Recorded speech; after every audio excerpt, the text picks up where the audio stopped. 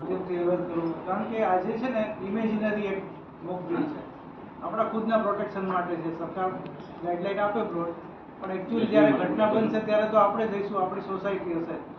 તો એની જે અવેરનેસ માટેનો પ્રોગ્રામ છે, બધાને અવેર કરો, ખૂબ અવેર કરો આપણી ઘરમાં, સમાજમાં, સોસાયટીમાં, કે આવી એક સરસ એક મોક ડ્રીલનું આયોજન કર્યું છે. ન કરે નારાયણને કાલ સવારે ખરેખર ઇનેમી એક્શન થાય તો આપણે આ મોક ડ્રીલને યાદ કરીને પછી આપણે જે અત્યારથી પ્રિપેર્ડ રહીએ એના માટેની આ એક્સરસાઇઝ છે.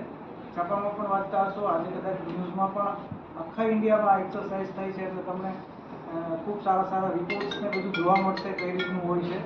પણ એની સાથે સાહેબે કીધું એમ સિવિલ ડિફેન્સ કોર્સમાં જોડાવા માટે આ માનક સેવા છે, એમાં કોઈ વેતન કે એવું હોતું નથી. જ્યારે હાકલ પડે ત્યારે દેશ માટે કંઈક કરવાની ભાવના હોય. આ બધા જે વર્દીમાં સાહેબોને જુઓ છો, સિવિલ ડિફેન્સના વોલન્ટિયર, એ બધા પોતાનું કામ મૂકીને પોતાનો બિઝનેસ, ધંધો, નોકરી, સમથિંગ વ્યવસાય છોડીને આજના દિવસે કેવલ ને કેવલ રાષ્ટ્ર સેવા માટે આવેલા છે. They are not paid single પૈસા ફોર ધીસ સર્વિસ.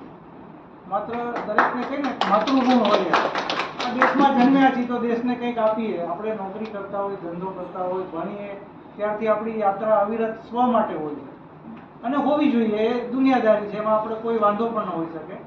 પણ અલ્ટિમેટલી જે માટીમાં જન્મ્યા છે એના માટે પણ જો કંઈ કરવું હોય તો આ શ્રેષ્ઠ તમને એક તક પાડે છે. એટલે આપણા એરિયાના કોઈ વોર્ડન હોય કે ઇવન અમારી લાલ દરવાજા ખાતેની સિવિલ ડિફેન્સ ઓફિસમાં બી આપ મળશો, અમારી વેબસાઇટ ઉપર પણ જોશો, ડાયરેક્ટર જનરલ સિવિલ ડિફેન્સ.